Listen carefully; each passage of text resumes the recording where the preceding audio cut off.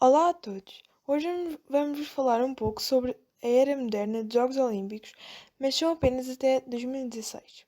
Nós somos o Pedro e a Maria e viemos da Escola Manuel de Figueiredo, do Agrupamento Silpais de Torres Novas. E somos a turma de Educação Física do 8º A. Espero que aprendam com este trabalho por nós desempenhado.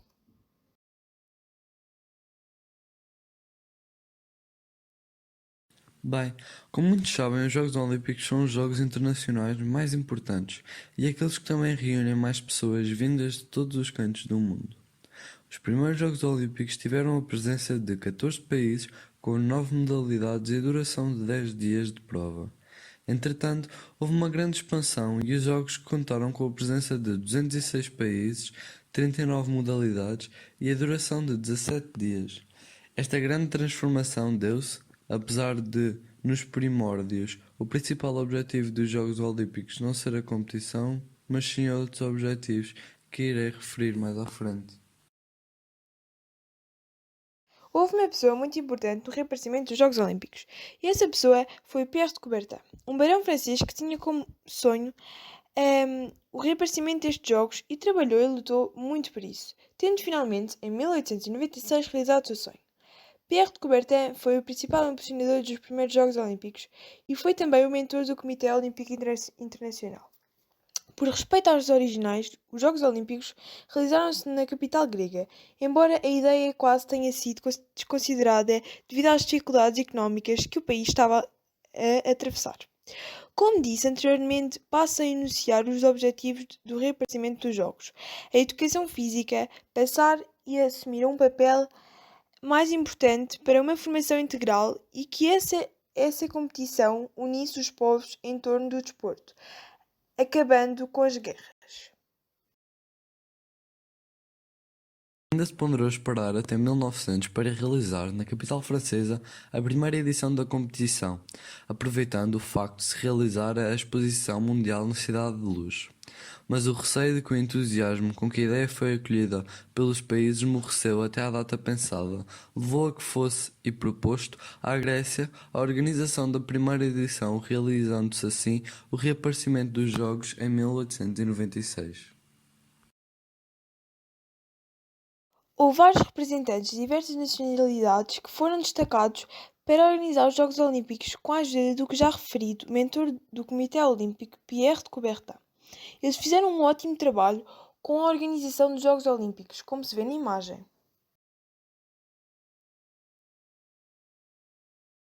Como todas as coisas, os Jogos Olímpicos também tiveram uma evolução.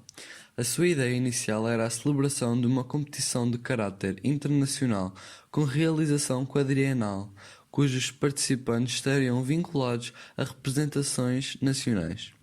Os jogos tiveram também como evolução o aparecimento dos Jogos de Inverno, com desportos de gelo e neve.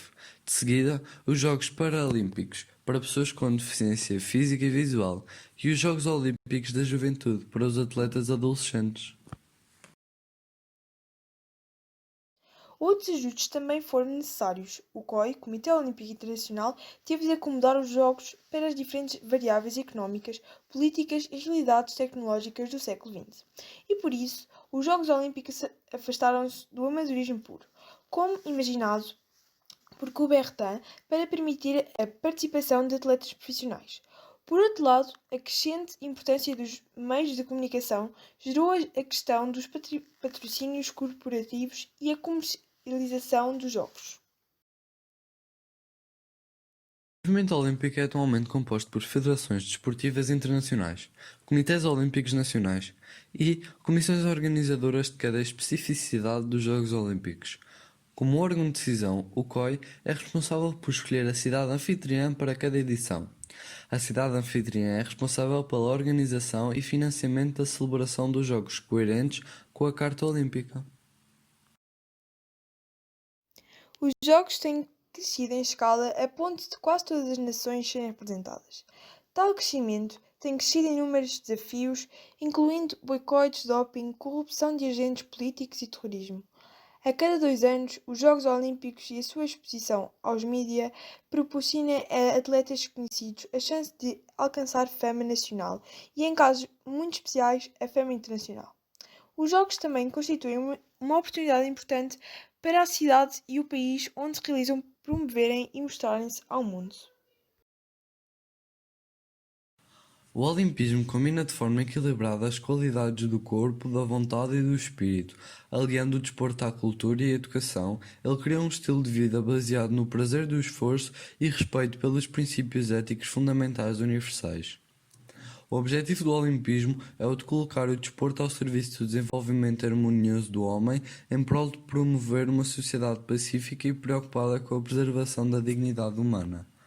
O movimento olímpico é a ação organizada, universal e permanente de todos os indivíduos e entidades que são inspiradas pelos valores do olimpismo, sob a autoridade suprema do COI. Estende-se aos 5 continentes e atinge o seu auge com a reunião de atletas de todo o mundo nos Jogos Olímpicos. O seu símbolo é constituído por 5 anéis entrelaçados, representando cada anel um continente. A prática do desporto é um direito humano. Todos os humanos devem ter a possibilidade de praticar desporto, sem qualquer discriminação e de acordo com o espírito olímpico, o qual requer o entendimento mútuo, o espírito de amizade, de solidariedade e de fair play. A organização, administração e gestão do desporto devem ser controladas por organizações esportivas independentes. Toda a forma de discriminação relativamente a um país ou uma pessoa com base na raça, religião, política, sexo ou outra é incompatível com a pertença ao movimento olímpico. Pertencer ao movimento olímpico exige o respeito da Carta Olímpica e o reconhecimento pela COI. Ao longo do trabalho fomos descobrindo algumas curiosidades que gostaríamos de partilhar convosco. Sabem qual foi a Olimpíada mais longa da história? Foi a que decorreu em Londres em 1908 e durou cerca de 6 meses. Foi nestes jogos também que os atletas passaram a entrar de forma organizada na cerimónia da abertura. E sabem quem foi o autor da bandeira olímpica que conhecemos hoje? Exato, foi mesmo Barão de Coubertin, em 1913. Passados quantos anos é que a bandeira foi hasteada pela primeira vez? Exatamente passados 7 anos, nos Jogos da Antuérpia. Também nesse ano, de 1920, foi quando o atleta com mais idade na história dos Jogos ganhou uma medalha. O que aconteceu nos Jogos de Amsterdão? Em 1928, o fogo olímpico foi aceso pela primeira vez. Sabiam que o hino dos vários países dos atletas vencedores só começou a ser tocado em 1932, no momento da entrega de medalhas?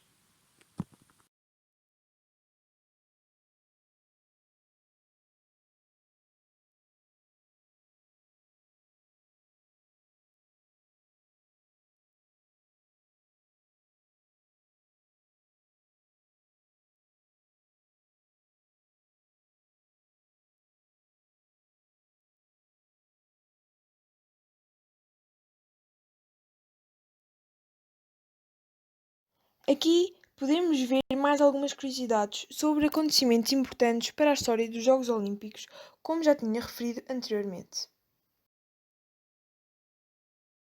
Agora vamos falar de alguns atletas que se destacaram na história dos Jogos Olímpicos, como Yoshiyuki Tsuruta, de nacionalidade japonesa, praticando natação, ganhou a medalha de ouro nos Jogos de 1928.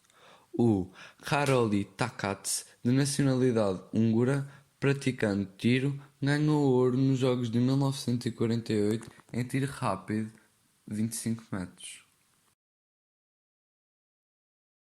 Como podemos ver, temos aqui a Rosa Mota, que é uma portuguesa e ganhou medalha de ouro nos Jogos de Verão de 1888, em maratona feminina.